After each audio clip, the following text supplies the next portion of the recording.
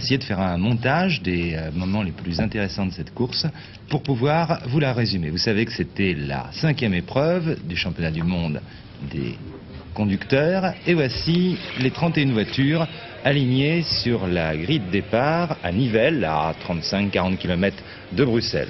31 voitures au départ. En première ligne, vous avez repéré sans doute la Ferrari numéro 11 de Regazzoni et la Tyrrell numéro 3 de Jody Scheckter. En deuxième ligne, Lauda, Ferrari numéro 10, Fittipaldi, McLaren numéro 5. Troisième ligne, Peterson, Pache.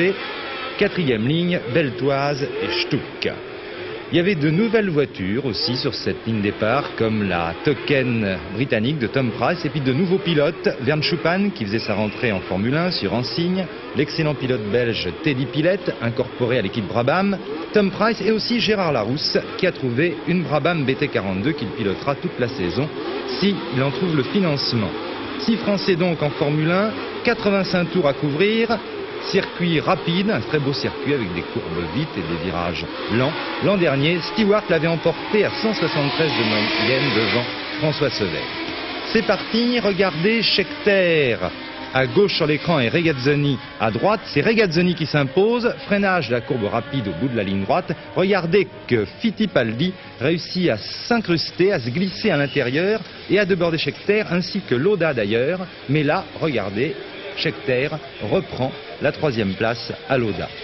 Regazzoni donc en tête dans ce premier tour devant Fittipaldi, Jody Scheckter, Niki Lauda, Ronnie Peterson, James Hunt, Jean-Pierre Beltoise et Carlos Pache.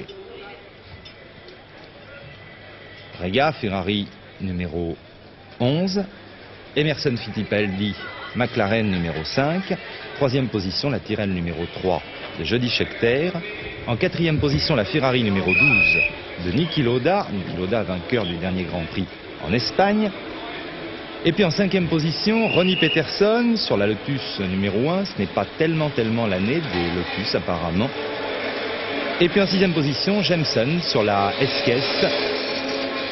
La SKS financée et construite par le pittoresque Lord SKS et qui obtient, ma foi, d'excellents résultats. Une très bonne voiture et aussi un très bon pilote britannique, ce Jameson. Pache est 7e, Jean-Pierre Beltoise 8e. Pescarolo, lui, a été victime d'un accrochage avec Edwards et a dû abandonner. Il faut dire qu'Edwards n'est pas très commode, aussi bien en essai qu'en course, et gêne pas mal de ses collègues. Petit à petit, vous allez le voir, il y a un groupe va se constituer en tête de la course et va creuser l'écart. Un groupe qui comporte 6 pilotes, Regazzoni, Fittipaldi, Scheckter, Lauda, Peterson et Hunt. Et ce groupe va petit à petit creuser l'écart sur Pache et Beltoise qui emmènent un 2e peloton avec Depailler, Elwood, X, Merzario, Ulm et Jarier. Depailler va d'ailleurs réussir à se dégager de ce peloton pour tenter en vain de rejoindre le groupe de tête. Vous voyez, je vous donne à l'avance la physionomie de la première moitié de la course. 6 voitures en tête donc, Rega, Fittipaldi, Scheckter, Lauda, Peterson, Hunt. Depailler faisant la transition avec un 2e groupe emmené par Pache et Beltoise. Ici, les 6 voitures de tête.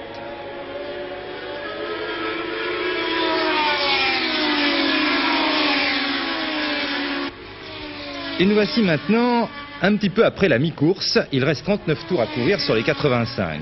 Vous allez voir tout d'abord James Hunt arrêté. Il a perdu une roue et est sorti de la route. Il occupait à ce moment-là la 6e place derrière Peterson qui vient lui aussi de s'arrêter, victime de vibrations et d'une fuite d'essence.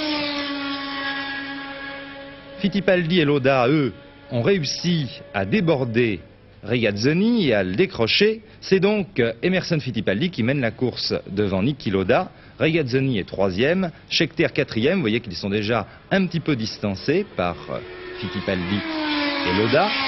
Depailler occupe la 5e place et Beltoise lui revient très fort sur Depailler. Il est 6e et il emmène Elwood, X, Ulm et Jarier. Pache, lui, a dû s'arrêter. Il a perdu un tour. Ici, Mike Elwood, dont j'étais en train de vous parler, en bagarre avec Beltoise, vient de faire un petit tête à queue, mais il ne perd pratiquement pas de terrain. Regardez, il repart juste derrière Jean-Pierre Jarier. Quant à Jackie X, eh bien, les Lotus ont décidément tous les malheurs. Il s'arrête ici et va abandonner, victime de fuite d'huile, d'ennui de frein et de surchauffe en plus. Fittipaldi et Lauda donc en tête de la course et vous allez voir que l'écart est déjà important. Fittipaldi numéro 5, Lauda Ferrari numéro 12. L'écart est déjà important sur Regazzoni, ici Ferrari numéro 11 et sur Jody Scheckter sur la nouvelle Tyrrell qui porte ici le numéro 3. Scheckter et Depailler pilotaient ici les nouvelles Tyrrell. Depailler était 5e puisqu'il s'arrête ici et va abandonner. Pas de chance pour Patrick Depailler, il s'est arrêté, pneu avant complètement dégradé, avec en plus des ennuis de frein. Il ne repartira pas. Il faut dire que ce circuit de Nivelles est très éprouvant pour les mécaniques. Et il laisse donc la 5e place à Beltoise, toujours en grande bagarre avec Jarier, Elwood et Denis Hulme. Gérard Larousse, lui, a dû abandonner. Mais c'était une bonne expérience pour lui, une bonne première prise de contact. On s'achemine vers la fin de la course, toujours Fittipaldi et Lauda. Vous voyez que Lauda s'accroche au basque de Fittipaldi. À 15 tours de la fin, il compte environ 25 secondes d'avance sur Regazzoni et Scheckter.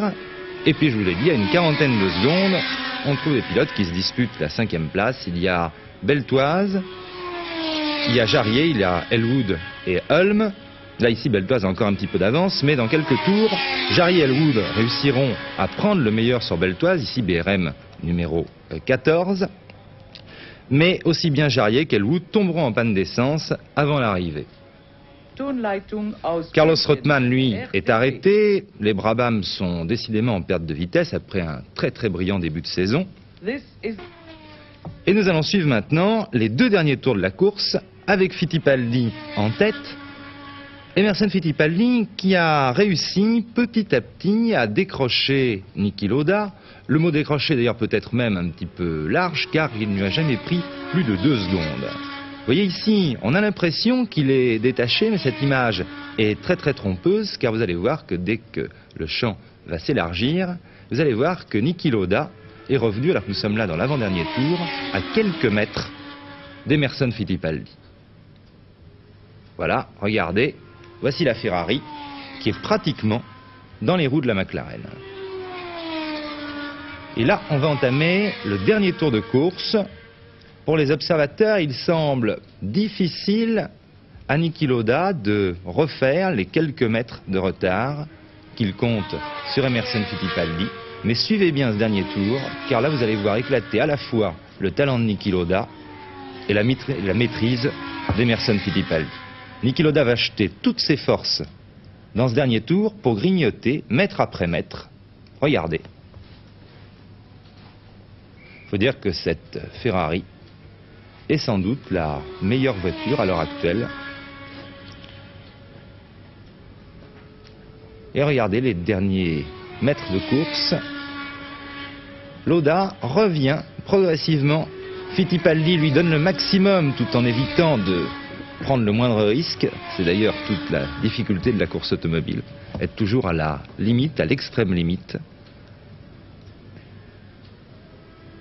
Fittipaldi a fait une grande démonstration aujourd'hui. Regardez Lauda. Là on arrive dans le dernier virage. Lauda freine le plus tard possible bien sûr, mais Fittipaldi a freiné tard également. Ici Denis Hulme qui va se faire prendre un tour.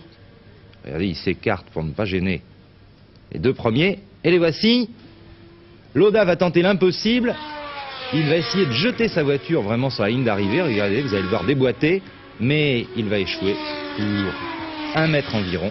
Et c'est Emerson Fittipaldi qui l'emporte devant Niki Lauda. Scheckter va prendre la 3e place car Regazzoni est tombé lui aussi en panne d'essence dans le dernier tour. Il va franchir la ligne d'arrivée en roue libre, mais il ne prendra que la 4e place. Et là on peut regretter d'ailleurs un petit peu que le réalisateur suive le tour d'honneur d'Emerson Fittipaldi, car il y avait encore des bagarres intéressantes pour les places. Et ces places sont importantes puisqu'elles donnent aussi des points au championnat du monde. Donc Scheckter 3e, Regazzoni 4e, et Beltoise va conserver la 5e place sur Denis Hulme. Vous allez voir dans quelques instants Jean-Pierre Beltoise franchir la ligne d'arrivée. Au championnat du monde, eh bien, ça crée encore une situation bien fantastique puisque Fittipaldi prend la tête du championnat du monde avec 22 points, il compte 2 victoires et une 3e place. Niki Lauda, lui, compte maintenant 21 points, une victoire et 2 deuxièmes places. Regazzoni, 19 points. Vraiment, c'est ce qu'on peut appeler un duel serré. Vous voyez la voiture de Regazzoni, ici à gauche, qui n'a même pas pu boucler un tour supplémentaire, elle est en panne d'essence, et Beltoise qui franchit la ligne d'arrivée.